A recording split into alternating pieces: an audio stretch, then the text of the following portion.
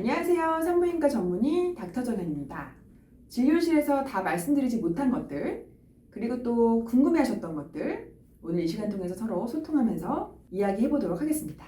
오늘 제가 준비해온 질환은 방광염인데요. 사실 산부인과 외래에 있다 보면 방광염으로 오시는 분들 굉장히 많죠. 방광염 증상은 막 소변 볼 때 타는 듯한 아픔과 너무 자주 마려워. 하루에 8번 이상이면 보통 빈뇨라고 하거든요. 막 돌아서면 또 가고 싶고 돌아서면 또 가고 싶고 또 소변을 봤는데도 남은 것 같고 잔뇨감이라고 하죠.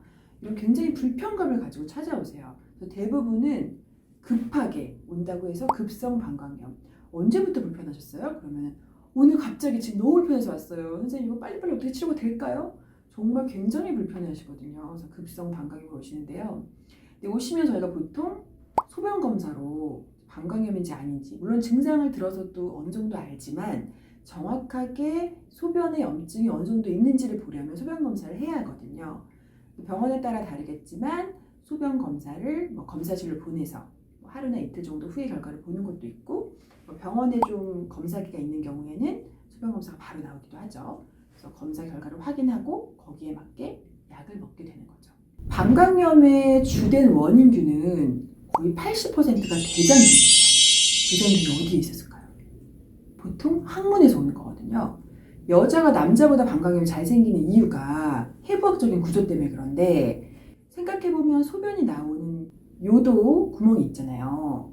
그 바로 뒤가 질이 있고 바로 항문이 있어요. 여자는 이 세 군데가 다 붙어 있는 거예요. 그러니까 질에 있던 규도 요도로 올라가고 항문에 있던 균도 요도로 올라가고 굉장히 쉽게 요도로 들어갈 수가 있어요. 게다가 남자보다 요도의 길이가 짧아요. 소변 나오는 구멍에서부터 방광까지 길이가 짧다는 거죠. 그러니까 균이 들어와 있을 때 쉽게 올라가는 거예요. 그러니까 방광 쪽에 염증이 생기기가 남자보다 훨씬 쉽다. 알고 계시면 될 것 같고요. 우리가 방광염을 치료하지 않고 내버려뒀을 때 여기에 따른 합병증이 생기겠죠. 방광에 염증이 생겼어요. 내버려뒀어요. 균이 어디로 가? 올라가요. 양쪽에 요관을 타고 올라가서 우리가 알고 있는 콩팥까지 염증이 퍼지는 거예요. 이걸 신장염이라고 하거든요. 특히나 임산부들 같은 경우에는 이 신장염의 발생 빈도가 더 높아요. 그래서 방광염을 미리 적절하게 치료를 반드시 하셔야 하는 거죠. 그럼 방광염에 도움이 되는 게 어떤 게 있을까요? 첫 번째는 수분 섭취예요. 우리가 요도를 통해서 균이 들어오려고 하면 우리 몸에서는 방어기제, 어떻게? 레이저포를 빵 쏴요. 이 레이저포가 뭐냐면 바로 소변이거든요. 소변을 쏴서 들어오려는 균을 내보내는 거예요. 그래서 물을 많이 마시고 소변을 많이 보는 게 좋겠죠. 그래서 소변 참지 말라고 하는 거고요. 또 이 방광염에 좀 도움이 되는 식품이 뭘까 생각해보면 일단 첫 번째 유산균 제제예요. 유산균은 질에 사는 유산균도 많게 해주고 우리 몸의 면역도 좋아지게 하니까요. 그리고 두 번째는 크랜베리예요. 우리나라에는 동의보감이 있잖아요. 동의보감에서 어떤 게 좋고 어떤 게 좋고 민간요법들이 많이 알려져 있는 것처럼 미국의 인디언들은 아주 예전부터 이 방광염 치료에 크랜베리를 사용했다고 해요. 이 크랜베리가 하는 역할이 방광 점막에 대장균이 붙는 걸 억제해주는 기능을 한다고 알려져 있어요. 예전부터 크랜베리 주스를 많이 먹었다고 해요. 성관계 전후에 청결이 굉장히 중요한데, 왜냐면 성관계 중에 접촉이 되면서 질이나 항문에 있던 균이 요도로 많이 올라갈 수가 있거든요. 그래서 성관계 전후에 많이 알려져 있는 여성 청결제, 외음으로 사용하는 여성 청결제를 이용해서 전후의 위생 상태를 좋게 하는 것이 중요합니다.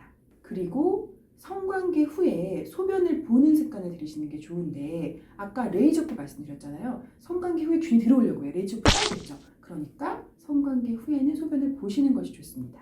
그리고 배변 후나 배뇨 후에 닦을 때 뒤에서 앞으로 닦으면 어떻게 될까요? 항문에 있던 균이 요도로 들어오려고 하겠죠. 그러니까 닦을 때는 앞에서 뒤로 닦는 습관을 들이시는 것이 좋습니다. 마지막으로 가장 중요한 건 적절한 항생제를 사용하자. 생각해보면 균이 들어왔어? 이 균을 없애야 돼. 균을 없애는 게 항생제잖아요.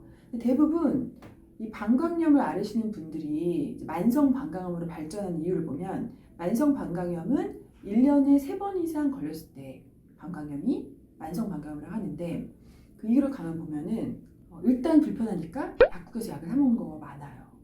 병원에 오면 쉽게 해결되는데 처음에는 병원을 접근하기가 좀 어려우신가 봐요.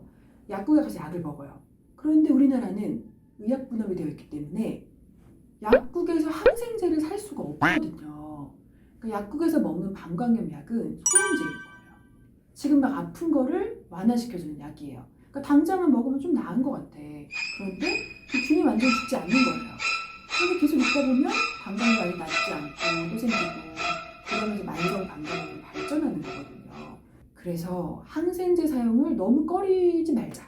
항생제를 먹으면 사실 보통 3일요법을 사용하는데 한 3일 먹으면 방광염은 드라마틱하게 좋아집니다. 항생제 사용을 너무 꺼리지 말고 적절한 항생제는 꼭 필요해요. 우리가 항생제 안 먹고 계속 만성 방광염 돼서 힘든 거랑 항생제에 대해서 고민하는 내용들, 보통은 뭐 내성이 생길까, 항생제 많이 먹으면 나 죽었을 때 썩지 않는 거 아니에요, 뭐 이런 엄청난 고민들을 하시는데 만성 방광염이 되는 게 훨씬 나를 괴롭힌다면 당연히 먹어야겠죠. 그러니까 3일 정도의 항생제는 아무런 문제가 되지 않습니다.